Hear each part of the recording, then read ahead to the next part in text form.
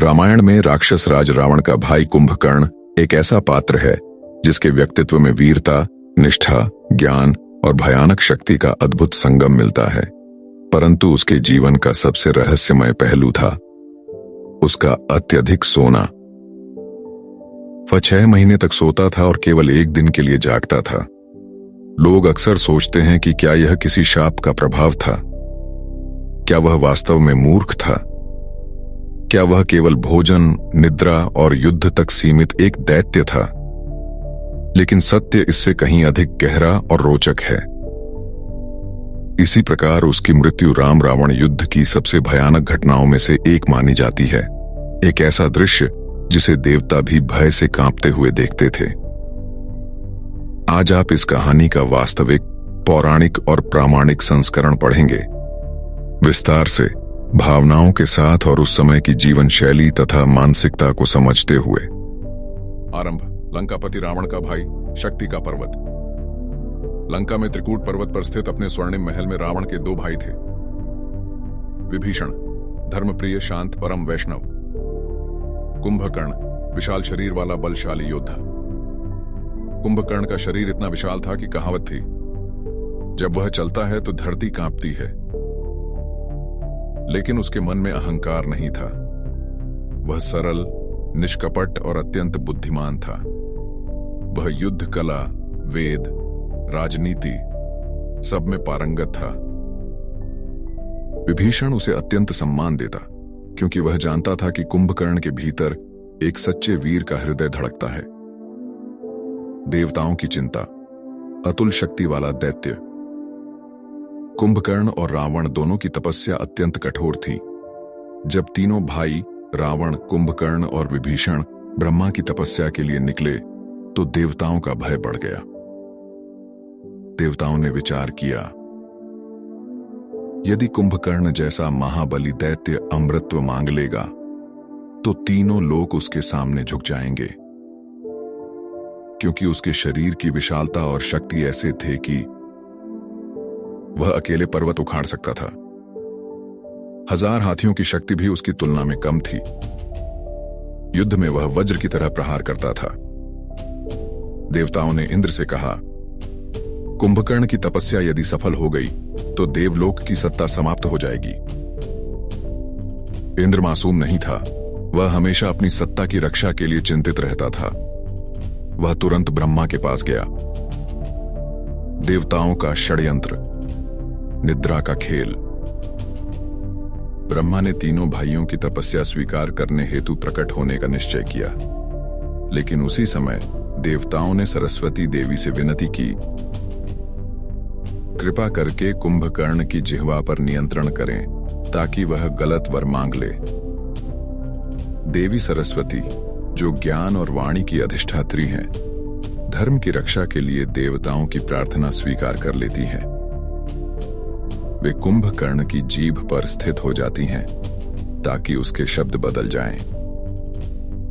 वह निर्णायक क्षण, निर्वाण की जगह निद्रा। कुंभकर्ण की तपस्या सफल होने पर ब्रह्मा सामने आए।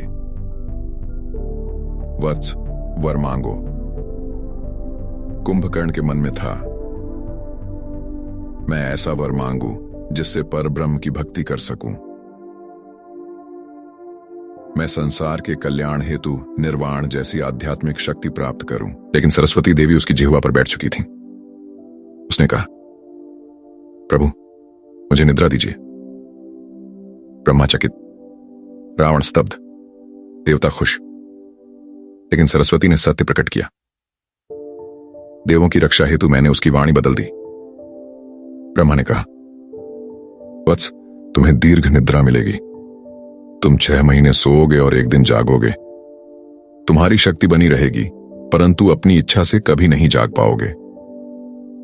कुंभकर्ण ने शांत मन से वर स्वीकार कर लिया। उसे एहसास था कि यह उसके भाग्य का हिस्सा है। कुंभकर्ण का हृदय, एक वीर की सच्ची पहचान। उसके बाद का जीवन युद्ध, निद्रा और पराक्रम के बीच बीता। लेकिन वह रावण की हर गलत इच्छा का समर्थन नहीं करता था। वह अक्सर रावण से कहता, भैया, अहंकार का नाश निश्चित है। सीता को लौटाकर राम से शांति कर लो। पर रावण पर विजय का अहंकार भारी था। कुंभकर्ण को अपने परिवार से प्रेम था, लेकिन सत्य उससे अधिक प्रिय था। युद्ध का समय, रावण का बड़ा संकट।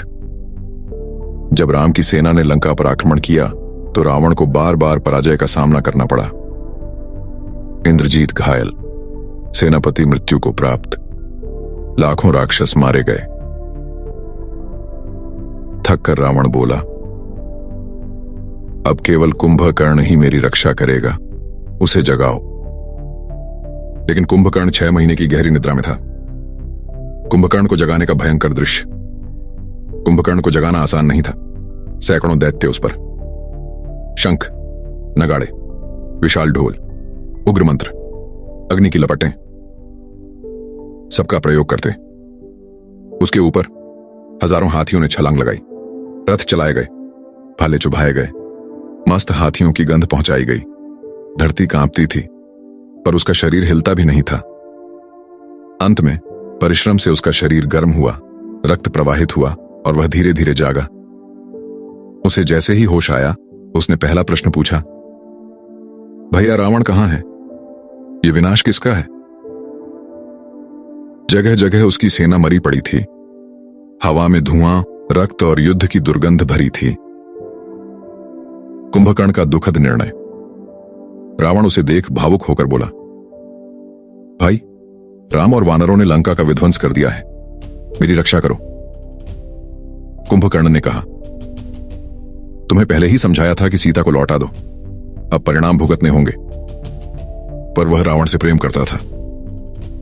उसने कहा, धर्म कहता है कि जो राज्य में जन्मा है उसे अपने राज्य की रक्षा करनी चाहिए। मैं युद्ध करूंगा, पर तुमने जो अधर्म किया है उसका दंड मिलेगा। विभीषण के भाग जाने पर उसे दुख हुआ और उसने कहा, वह गलत नहीं है, पर मैं तुम्हें छोड़ नहीं सकता। राम कुंभकर्ण युद्ध, इतिहास का महाभयंकर संग्राम। कुंभकर्ण युद्ध के लिए निकला। उसका रूप इतना विशाल था कि वानर सेना भय से कांप गई। वह पर्वतों को उठा उठा कर फेंकता, जिससे भूमि फटने लगती थी। वानर भागते हुए चिल्लाते, पहाड़ जैसे दैत्य आ रहा है।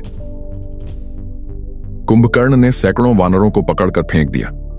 उसकी दहाड़ आकाश को चीरती थी। राम ने उसे देखकर कहा, यह निश्चय ही पराक्रमी है। अधर्म उसकी मजबूरी है, स्वभाव नहीं। राम की करुणा और कुंभकर्ण का सम्मान। जब कुंभकर्ण राम के समीप पहुंचा तो उसने देखा कि राम दिव्य तेज से चमक रहे हैं। उसने मन ही मन कहा, यह तो परम धर्मात्मा है, पर मैं राक्षस कुल का कर्तव्य निभा रहा हूं।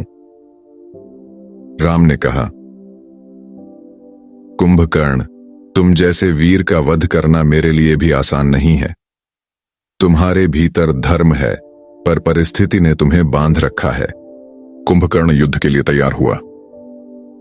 प्रभु, मेरे कर्म मेरे सामने हैं, मैं अपनी पूरी शक्ति से लड़ूंगा। कुंभकर्ण की मृत्यु, एक भयंकर और मार्मिक अंत। कुंभकर्ण ने युद्ध में इतना विनाश किया कि लंका की धरती कंपन करने लगी। जब राम ने उसकी शक्ति देखी तो वे समझ गए कि साधारण अस्त्र उस पर प्रभाव नहीं डाल पाएंगे। राम ने इंद्रास्त्र, ब्रह्मास्त्र, अग्न्यास्त्र प्रयोग किए। कुंभकर्ण के भुजाएं कट गईं, पैर कट गए, धड़ लहूलुहान हो गया, पर वह अभी भी लड़ता रहा। अंत में राम ने दिव्य अस्त्र से उसका मस्तक धड़ से अलग कर दिया।